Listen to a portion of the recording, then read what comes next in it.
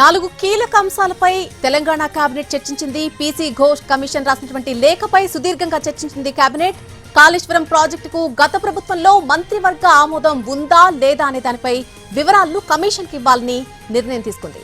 పూర్తి వివరాలను ఈ నెల 30లోగా కమిషన్ కు అందివ్వాలని డిసైడ్ అయింది. ఇటు స్థానిక సంస్థల ఎన్నికల నిర్వహణపైన కూడా చర్చించింది. సచివాలయంలో ఉన్నటువంటి తెలంగాణ తల్లి విగ్రహం మాదిరిగానే అన్ని జిల్లా కలెక్టరేట్లలో కూడా ఏర్పాటు చేయాలని నిర్ణయం తీసుకుంది. అందుకు ఎస్టిమేషన్స్ రూపొందించి వెంటనే విగ్రహాల ఏర్పాటుకు గ్రీన్ సిగ్నల్ ఇచ్చింది మంత్రివర్గం. మరోవైపు వ్యవసాయ శాఖలో ఆదర్శ రైతుల వ్యవస్థను పునరుద్ధరించే అంశంపైన కూడా చర్చించింది.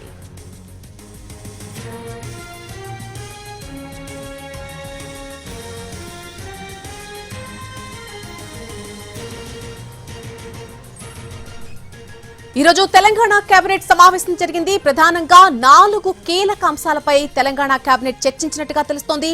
ఈ 4 కీలక అంశాలకు సంబంధించి పూర్తి అప్డేట్ మా ప్రతినిధి సుధీర్ అందిస్తారు. సుధీర్, తెలంగాణ రాష్ట్ర మంత్రివర్గ సమావేశం సాయంత్రం 3:45 ప్రారంభమైంది. సుమారుగా 4:30 గంటల పాటు కూడా కొనసాగుతూనే ఉంది. ముఖ్యమంత్రి రేవంత్ రెడ్డి అధ్యక్షతన ఈ సమావేశం జరుగుతుంది. ఈ సమావేశంలో చాలా కీలక అంశాలను చర్చించినట్టుగా తెలుస్తుంది. అందులో భాగంగానే గత ప్రభుత్వంలో కాళేశ్వరానికి సంబంధించి ఎలాంటి నిర్ణయాలు తీసుకున్నారు అనే విషయానికి సంబంధించి ఈ నెల 30వ తేదీలోపుగా Kaleshwaram commission justice PC Ghosh commission ముందుకు ఆ వివరాలను అందజేయాలని చెప్పేసి అయితే కేబినెట్ నిర్ణయం తీసుకుంది. ఇందుకు సంబంధించి ఆ రోజు పాత కేబినెట్ లో తీసుకున్న నిర్ణయాలన్నిటికీ సంబంధించిన వివరాలను, ప్రొసీడింగ్స్ అన్నింటినీ కూడా కాళేశ్వరం కమిషన్ కు అందజేయాలని చెప్పేసి ముఖ్యమంత్రి మంత్రిమండలి ఆదేశాలు జారీ చేశాయి. వీటితో పాటుగా ఇతర అంశాలైన ఆదర్శ రైతు వ్యవస్థను మళ్ళీ తీసుకురావాలి, పునరుద్ధరించాలని చెప్పేసి కూడా కేబినెట్ నిర్ణయం తీసుకున్నట్టు కూడా తెలుస్తుంది. గతంలో ఆదర్శ రైతు వ్యవస్థ కొనసాగింది. ఇప్పుడు ఆదర్శ రైతు వ్యవస్థ ప్రస్తుతం గడిచిన 17 నెలలుగా అయితే లేదు. కాబట్టి మరొకసారి ఈ వ్యవస్థను తీసుకురావాలని చెప్పేసి అయితే కేబినెట్ నిర్ణయం తీసుకున్నట్టుగా కూడా తెలుస్తుంది. అందులో భాగంగానే ప్రభుత్వానికి, అధికారులకు, అదే విధంగా కింది స్థాయిలో ఉన్న గ్రామాల్లో ఉన్న రైతులకు అనుసంధానకర్తలుగా వీరంతా కూడా పనిచేస్తారు ఆదర్శ రైతులు. ఇవే కాకుండా ప్రస్తుతం తెలంగాణలోని సెక్రటేరియట్ లో నెలకొల్పిన భారీ తెలంగాణ తల్లి విగ్రహం ఏదైతే ఉందో ఆ విగ్రహ నమూనా తోటే మిగతా అన్ని జిల్లాల్లోని కలెక్టర్ కార్యాలయాల్లో తెలంగాణ తల్లి విగ్రహాన్ని నెలకొల్పాలని చెప్పేసి కూడా ఆదేశాలు జారీ చేశారు. ఇవే కాకుండా స్పోర్ట్స్ న్యూ పాలసీ ఏదైతే ఉందో క్రీడా పాలసీకి సంబంధించి అందులో చర్చించినట్టుగా కూడా తెలుస్తుంది.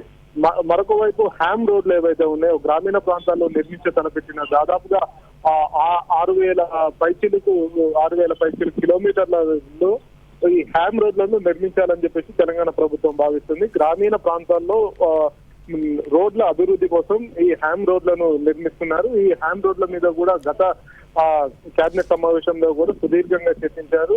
మంత్రి కోమటిరెడ్డి వెంకటరెడ్డి దీనిపై కేబినెట్ లో పవర్ పాయింట్ ప్రజెంటేషన్ కూడా ఇచ్చారు. అయితే దీనికి సంబంధించి గతంలోనే మంత్రివర్గం ఆమోదం తెలిపినప్పటికీ కొంత దీనిపై భిన్నాభిప్రాయాలు వ్యక్తమైనాయి. దీంతో మరొకసారి ఈ రోజు కేబినెట్ లో కూడా ఈ హ్యామ్ రోడ్ల నిర్మాణానికి సంబంధించి చర్చ జరిగింది. అయితే హుజూర్ నగర్ కు సంబంధించి హుజూర్ నగర్ లో ఒక లా కాలేజీకి సంబంధించి దాని అడ్మిషన్స్ ను కూడా ప్రారంభించాలి అని చెప్పేసి కూడా ఆదేశాలు జారీ చేసినట్టుగా కూడా తెలుస్తుంది. ఇవే కాకుండా దాదాపుగా 30 అంశాలు అయితే ఉన్నాయి. ఆ 30 అంశాలకు సంబంధించి తెలంగాణ కేబినెట్ కూలంకషంగా చర్చిస్తుంది. నల్లి right Sudheer, thank you for the update.